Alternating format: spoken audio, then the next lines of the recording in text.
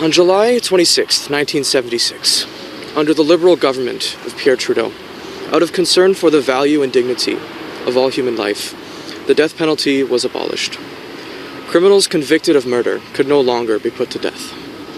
40 years later, on June 17, 2016, under the Liberal government of Justin Trudeau, a new death penalty was instated. This time, however, it was not for criminals, but for innocent citizens. According to the courts, it is now their legal right to be killed.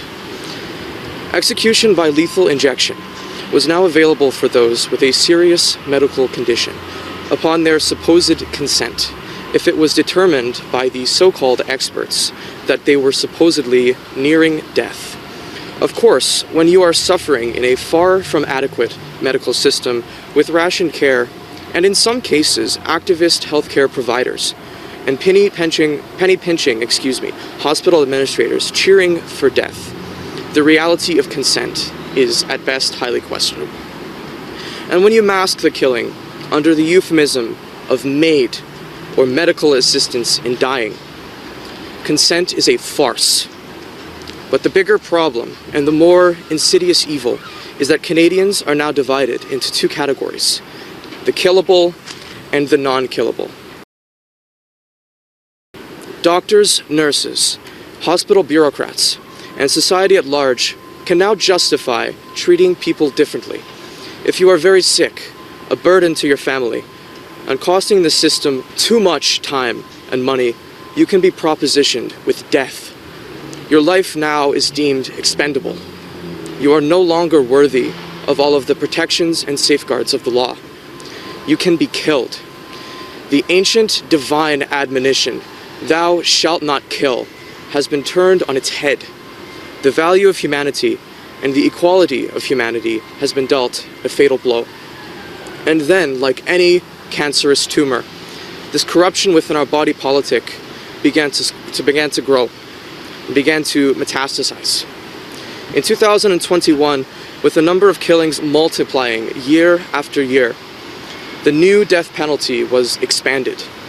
Anyone with any disease or disability, whether or not they were actually nearing death, could now qualify. If they felt subjectively that their suffering was intolerable and they got the doctors to sign off, they could be dispatched. Suddenly, the physically disabled have joined the killable class. Our healthcare system and society at large can now treat disabled Canadians differently. Their lives are no longer worthy of full protection according to the law. And then, next, we are told that those experiencing a mental illness, be it depression, anxiety disorder, some addictive disorder, or maybe an eating disorder, should also be considered as candidates for killing. That is what the Liberals have proposed for the next expansion of the euthanasia regime. After that, we expect to see the legal killing of sick children and youth. This has also been openly proposed. After that, those with dementia and quality of life issues, maybe even the poor, the unemployed.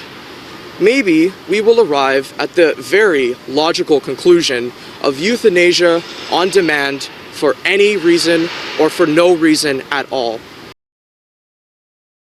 After all, that is where we are when it comes to the matter of abortion. The preborn child may be killed through all 9 months of pregnancy, no reason necessary. So why should it be any different for us born human beings? I imagine the day, very soon here in this country, this great nation, when anyone can call up the mental health hotline and be given two options. For suicide prevention, press 1. For suicide provision, press 2. Is that really where we want to go? Is that really how Canadians value and protect the dignity and worth of every human life? Already, tens of thousands have been euthanized. In fact, death by lethal injection represents a whopping 5% of all deaths in Canada. That is 1 in 20 deaths being medical murder by medical assistance in dying. This has got to stop. We at Campaign Life Coalition, on behalf of millions of concerned Canadians and in defense of the vulnerable, the sick, and the disabled, we are here to speak up at the National March for Life.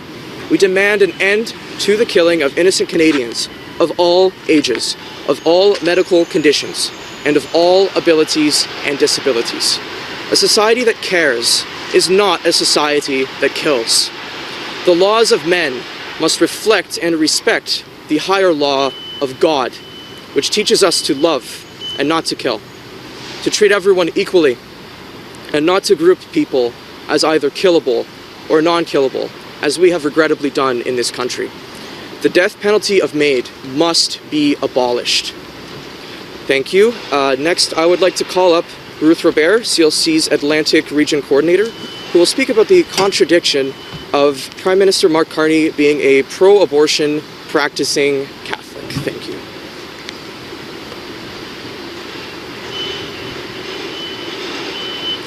Despite being a self-professed practicing Catholic, Carney has made clear his unreserved support for what he calls a woman's right to choose.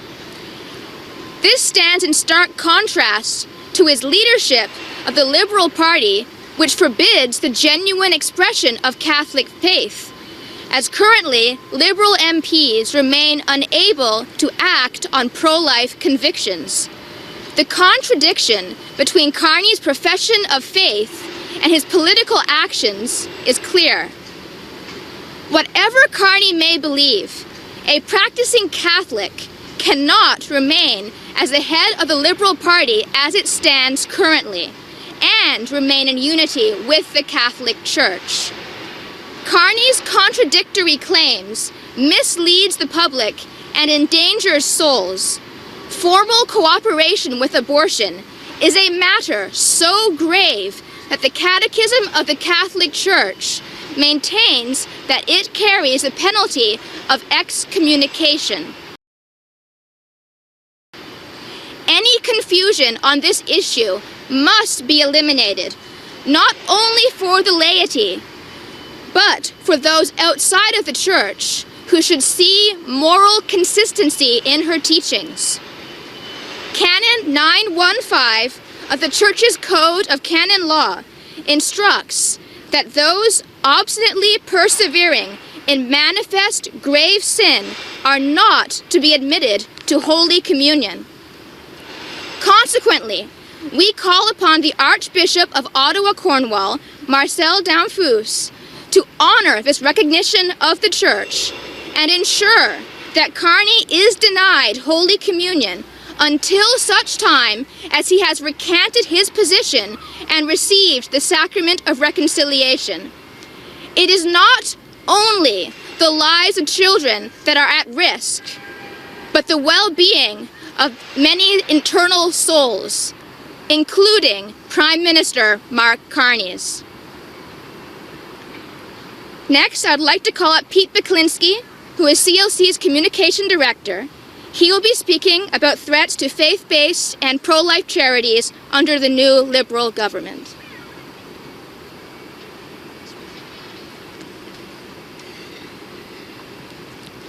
Imagine arriving at your church one Sunday only to find it padlocked shut, doors barred, lights out. Your fellow worshippers scattered on the sidewalk. Sound impossible? It's not. Very quietly, 5 months ago, an all-party finance committee tabled a report in the House of Commons. Buried within its hundreds of recommendations for the 2025 federal budget were two proposals that pose a direct threat to people of faith and to Canada's pro-life movement. Recommendation 429 calls on the federal government to, quote, no longer provide charitable status to anti-abortion organizations, end quote. Recommendation 430 goes even further. It urges the government to, quote, amend the Income Tax Act to remove the privileged status of the advancement of religion as a charitable purpose, end quote. If these proposals are adopted, the consequences would be catastrophic. Churches, faith-based ministries, pro-life organizations, pregnancy care centers, and religious schools could lose their charitable status. Many could be hit with a revocation tax, a 100% tax on all assets, effectively allowing the government to seize and liquidate their property and shut them down. This is not just an attack on organizations, it's an attack on freedom, freedom of religion, freedom of conscience, freedom of expression. It is an attempt to silence those who stand for life and live out their faith in the public square. But Canadians are responding. People of faith and pro-life citizens across the country are uniting to oppose these dangerous proposals. Catholic bishops, evangelical pastors, and Christian leaders have joined together in urging the federal government to reject them outright.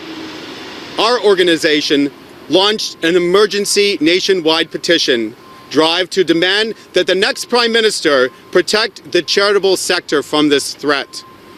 The petition has now gathered the support of over 10,000 Canadians, and it's growing daily. Today, we call on Prime Minister Mark Carney to publicly and unequivocally reject recommendations 429 and 430. We call on the Government of Canada to uphold the right of churches and pro-life organizations to operate freely without government interference, financial penalties, or the threat of closure. Canadians must be free to believe, to speak, and to serve without fear.